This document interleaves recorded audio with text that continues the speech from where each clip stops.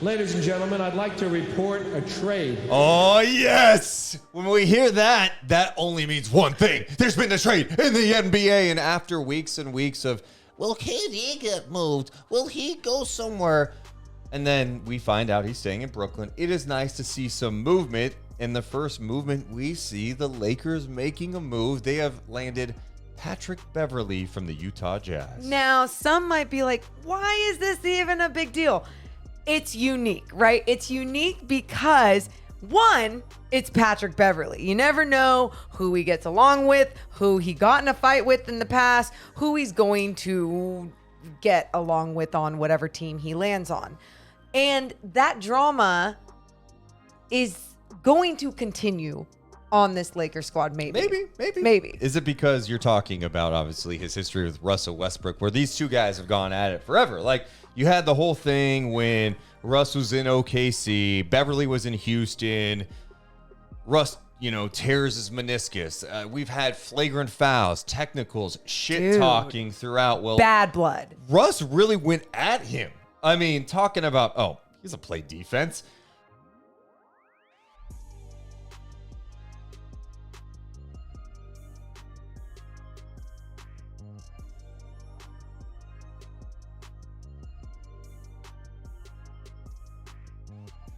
So there's a lot of layers here. Now they're teammates, at least for now, unless Russ gets moved at some point. Yeah. On the surface, I got to be honest, I get the move from the Lakers' perspective. There we go. We're going logistics and actually on the floor stuff now. Great. I mean, in a way, it's kind of crazy how this unfolded because the Lakers chose to sign THT, Talen Horton-Tucker, who ends up getting moved to Utah along with Stanley Johnson in this deal. They signed him and let Alex Caruso walk. Think about that. Think about that. So, look, it happened. You have to try to move on at some point. Their way of moving on is getting someone like Patrick Beverley. Would they be better with Alex Caruso today? Absolutely. 125%, no doubt about it. But I think with Beverley, although I'm not sure he's the same player he once was, his shooting numbers, people call him 3-and-D. Well, last year, his shooting numbers dipped, all right? This guy was shooting 40% from the field, 34% from three. However, previous to that, he had shot the ball pretty well.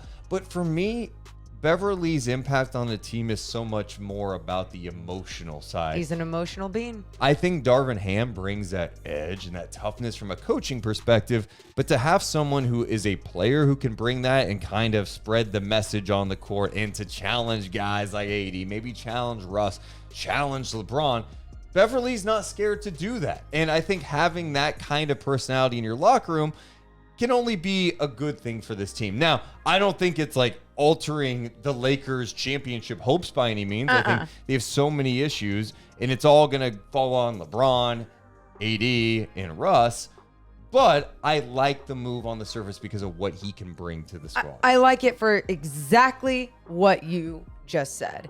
Having that passion to screw with guys, to make other guys on his team better, to be that emotional leader in different ways, right? It's very unique what Patrick Beverley could bring to a team like this with someone like a LeBron James on the squad. But the reason why the first thing I brought up was the drama that he can also bring is because Westbrook is still on this team. And Deuce, that stuff that you were talking about in the past, that wasn't like, we've seen players just get along after, hey, we got a few tiffs on the court, whatever, this happened, whatever.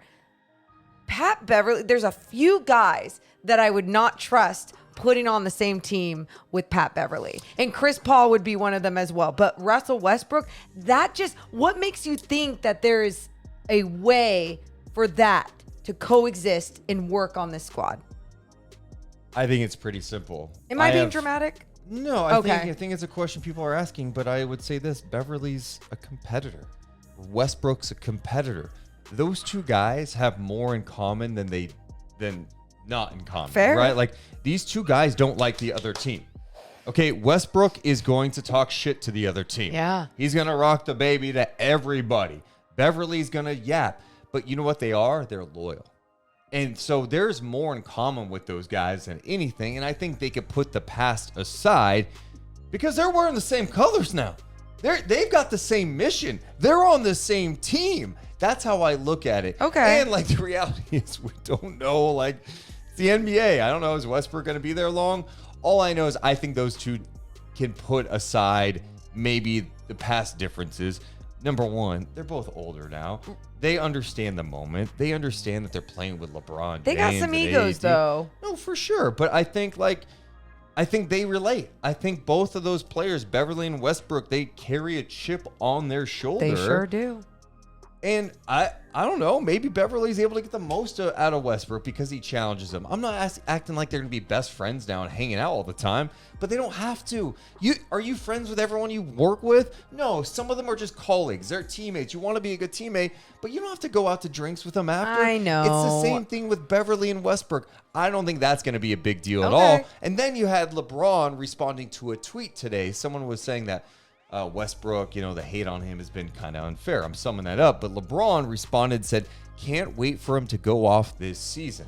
Cute. So can you see a world maybe where Darvin Ham, Beverly, LeBron, healthy AD, Westbrook, everyone buys in the Lakers are a true threat in the Western Conference? Yes, only because LeBron James has that Tom Brady factor, right? Where it's like it's hard to count him out. Yeah. It's just still he averaged 30 points last year in a shit year with the Lakers, right?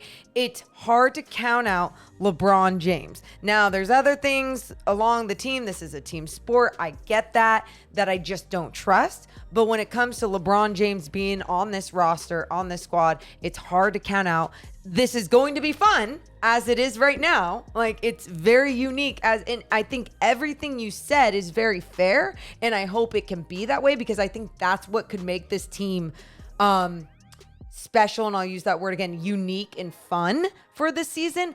But I would be shocked if it actually worked with Russell Westbrook on the squad this season. And maybe I'm not giving him enough love, and I always give Russ a lot of love, but I just have so many doubts because of how things went this last year. And then Summer League, LeBron James, Russell Westbrook, they're the same Vegas. game and not talking to each other, but apparently LeBron, AD, and him had a conference call. Yeah. You know how those conference calls go? No one's... It's just, so again, I'm just factoring in everything going what the hell's going to happen? We don't know what's going on behind the scenes. So it's going to be one of the teams to watch. I mean, I think the other thing too is will there be another move made at some point? We're still waiting to see what happens with Donovan Mitchell. How's that impacting the league?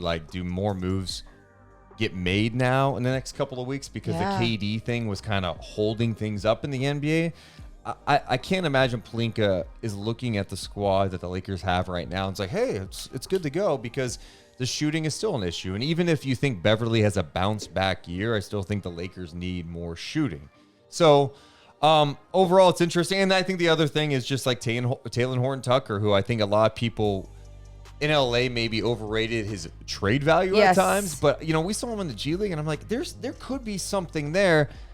I also don't think he was worth what he got paid either. That's it. He was, they overrated him in some ways. And again, I'm not taking, I appreciate his game. I appreciate what he can be and evolve into. But at the same time, you're seeing it with this trade. I think it's pretty simple. The Lakers are trying to win championships now. So any move that they make, they don't have time to wait for THT to develop a consistent jumper. They're we know what Patrick Beverley is going to bring. Yep. At the bare minimum, he's going to come out there, bring the effort, he's going to yab. If it's going well, he's knocking down some shots, and he's being a pest out there and irritating the opponents. The Lakers are going to be first team all irritating with all those. I mean, let's be honest, with Westbrook and Beverley, they're going to get under some player skin. They're going to get under my skin just watching them at times.